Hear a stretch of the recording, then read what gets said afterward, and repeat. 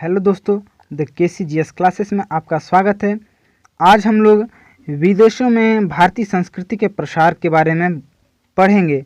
अर्थात भारतीय संस्कृति केवल भारत में ही सीमित कर नहीं रह गया है, बल्कि विदेशों में भी इसका प्रचंड भारतीय संस्कृति का प्रचंड लहराया है। तो हम अभी जानेंगे कि भारतीय संस्कृति से कौन कौन से धार्मिक, ऐतिहासिक और अन्य चीज़ें विदेशों में जाके फैला था और किन किन लोगों के द्वारा और किस काल में ये फैला, ठीक है ना, और किन किन देशों में उनके बारे में जानकारी प्राप्त करेंगे हम लोग। तो सबसे पहला कि भारतीय संस्कृति के प्रसार के क्या क्या कारण थे। भारतीय संस्कृति के प्रसार के क्या क्या कारण थे, उनमें सबसे पहला जो कारण था वह भारतीय व्यापारी। भारत के बहुत सारे व्यापारी थे जो विदेशों में व्यापार करते थे और इस प्रकार उन्होंने भारतीय संस्कृति को विदेशों में फैलाया। दूसरा है अशोक के द्वारा धम्म का प्रचार। ठीक है, अशोक ने धम्म के प्रचार के लिए विदेशों में अपनी पुत्री संघमित्रा और पुत्र अपने पुत्र को महेंद्र को उन्होंने श्रीलंका भेजा था। ठीक है, और अगला जो है कनिष्क द्वारा महायान धर्म का प्रचार। कनिष्क ने महायान धर्म के प्रचार के लिए विदेशों में अपने राजनयिक भेजे थे। ठीक है, तो प्रसार कहाँ कहाँ पे हुआ है, विदेशों में भारतीय संस्कृति का जो प्रसार हुआ है ये किन किन स्थानों पे हुआ है। तो इन प्रसार के बारे में हम लोग सबसे पहले पढ़ेंगे। प्रसार जो हुआ है वह चीन में हुआ है। भारतीय संस्कृति का प्रसार चीन में हुआ है, मध्य एशिया में हुआ है, म्यांमार में हुआ है, थाईलैंड में हुआ है और कंबोडिया, वियतनाम, साथ ही श्रीलंका में भी हुआ है। इतने स्थान पर भारतीय संस्कृति का प्रसार हुआ है। तो सबसे पहला जो हम लोग पढ़ने वाले हैं वह है मध्य एशिया। मध्य एशिया में भारतीय संस्कृति का प्रसार किन स्थानों पे हुआ है। मध्य एशिया में भारतीय संस्कृति। ठीक है, तो मध्य एशिया में भारतीय संस्कृति का सबसे जो उत्तरी केंद्र है वह कूची, जो कि तिब्बत में स्थित है, तथा सबसे दक्षिणी केंद्र खेतान में स्थित है। ठीक है, इन स्थानों पे भारतीय संस्कृति का केंद्र पाया गया है। कूची के राजगुरु जो थे कुमार नारायण, ठीक है, तथा राजकुमारी जीवा जो थी उनका पुत्र कुमार जीव फायान का गुरु था। अर्थात कूची के राजगुरु कुमारायण तथा राजकुमारी जीवा का जो पुत्र था कुमार जीव वह फायान के गुरु थे। खेतान पर अशोक का पुत्र कुणाल का शासन था। खेतान पर अशोक के पुत्र कुणाल का शासन था। मध्य एशिया का सबसे बड़ा विहार गोमती विहार खेतान में ही स्थित है। मध्य एशिया का सबसे बड़ा विहार गोमती विहार जो है वह खेतान में अवस्थित है। अब हम लोग पढ़ने वाले हैं चीन में भारतीय संस्कृति। चीन में भारतीय संस्कृति कहाँ कहाँ किस प्रकार फैला है, किन के समय में और किन लोगों के द्वारा। चीन से भारत का रेशमी वस्त्रों का व्यापार था। ठीक है, और चीन को यूरोप से जोड़ने वाले सिल्क रूट पर कुषाण शासक कनिष्क का अधिकार था। किसका अधिकार था? कनिष्क का अधिकार था। चीन का सबसे पुराना बौद्ध विहार जो है श्वेताश्व विहार है। चीन का सबसे पुराना बौद्ध विहार श्वेताश्व विहार है। अब हम लोग चीन के प्रमुख तीर्थयात्रियों के बारे में जानकारी प्राप्त करेंगे। ठीक है, जो भारत आकर के धार्मिक चीज़ों को एकत्र करने के लिए भारत आए थे। ठीक है, उनमें सबसे पहला जो है वह फाहियान। फाहियान जो है, इनका फाहियान का अर्थ जो होता है वह धर्म का प्रकाश होता है। वे चंद्रगुप्त द्वितीय के समय में भारत आए थे। चंद्रगुप्त द्वितीय का काल जो है वह 399 ईस्वी से 414 ईस्वी के समय में आता है। ठीक है, इसकी पुस्तक जो है वह फाक्योकी है। फाक्योकी का अर्थ जो होता है वह बौद्ध राज्यों का विवरण है। फाक्योकी का मतलब क्या होता है? बौद्ध विहारों का विवरण। अब हम लोग चीन के दूसरे तीर्थयात्री ह्वेनसांग के बारे में पढ़ रहे हैं।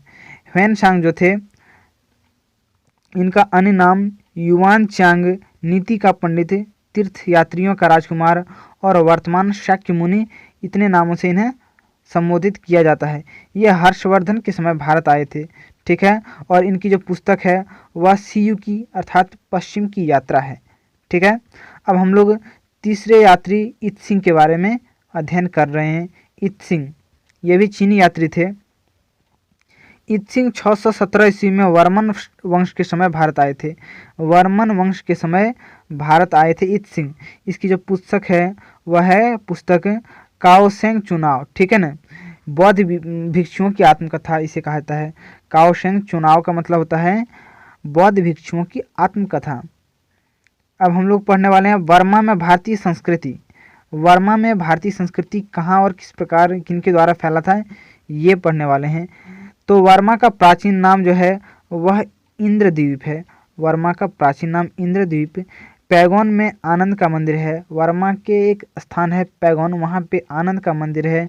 आखिर आनंद कौन थे, तो आनंद बुद्ध के शिष्य थे। आनंद बुद्ध के शिष्य थे। वर्मा को पैगोडा का देश कहा जाता है। पैगोडा जो होता है इसे बुद्ध विहार के नाम से जाना जाता है, अर्थात बुद्ध विहारों का देश किसे कहा जाता है, वर्मा को।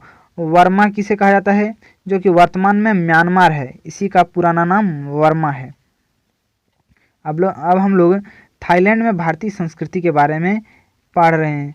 थाईलैंड में भारतीय संस्कृति का प्रसार जो है, थाईलैंड का जो प्राचीन नाम है वह श्याम देश है, इसे श्याम देश कहा जाता था। यह बौद्ध संस्कृति का केंद्र है और यह बौद्ध संस्कृति का केंद्र है। और भारत से ही बौद्ध संस्कृति वहाँ जाकर के फैली थी। हम लोग अब कंबोडिया में भारतीय संस्कृति के बारे में पढ़ेंगे। कंबोडिया में भारतीय संस्कृति, कंबोडिया में अंकोरवाट का मंदिर स्थित है, ठीक है। अंकोरवाट का बहुत प्रसिद्ध मंदिर जो है मंदिर है वह कंबोडिया में स्थित है।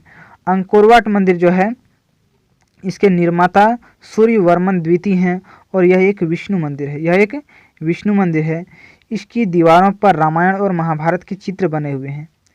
इस मंदिर की दीवारों पर रामायण और महाभारत के चित्र बने हुए हैं।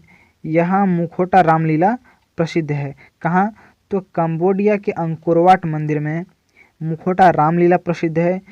इस मंदिर की दीवारों पर रामायण और महाभारत के चित्र बने हुए हैं और चित्र बनने के साथ यह एक विष्णु का मंदिर है। अब हम लोग वियतनाम में भारतीय संस्कृति के बारे में पढ़ रहे हैं।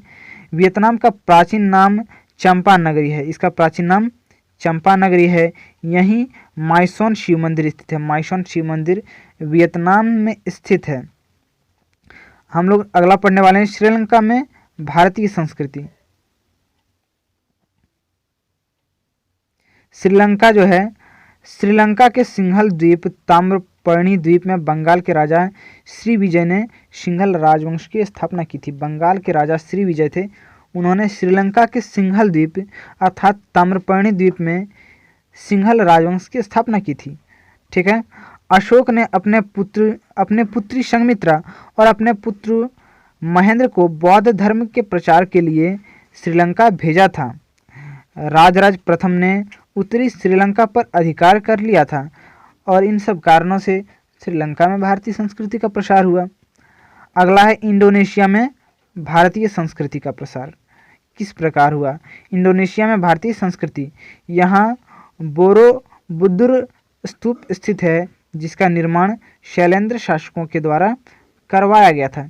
यह सबसे बड़ा बौद्ध स्तूप है और यह जो है बोरोबुदुर स्तूप है, यह सबसे बड़ा बौद्ध स्तूप है। आरसी मजूमदार ने इसे 8वां अजूबा बताया है। बोरोबुदुर स्तूप को आरसी मजूमदार ने 8वां अजूबा भी कहा है। अगला जो हम लोग पढ़ने वाले हैं, अब बताएं इंडोनेशिया जो है वहीं पे एक जावा द्वीप स्थित है। वहाँ के भाषा को जावानी कहते हैं, ठीक है ना। तो इंडो और जावानी दोनों भाषाओं के साहित्य भी हैं भारतीय संस्कृति से संबंधित, जिसके बारे में हम लोग पढ़ने वाले हैं, जिसे इंडो जावानी साहित्य कहा जाता है। इंडो जावानी साहित्य में सबसे पहला जो है महाभारत के आधार पर अर्जुन विवाह और जो है महाभारत युद्ध लिखा गया है, ठीक है, महाभारत के आधार पर। दूसरा है कुमार संभव के आधार पर, कालिदास का कुमार संभव के आधार पर समर दहन लिखा गया है। अगला है रघुवंशम के आधार पर सुमन चांतक लिखा गया है, जो इंडो जावानी साहित्य में लिखा गया है। तो ये सब जो लिखे गए हैं ये भारतीय संस्कृति के विदेशों में प्रसार के बारे में हम लोग जानकारी प्राप्त किए।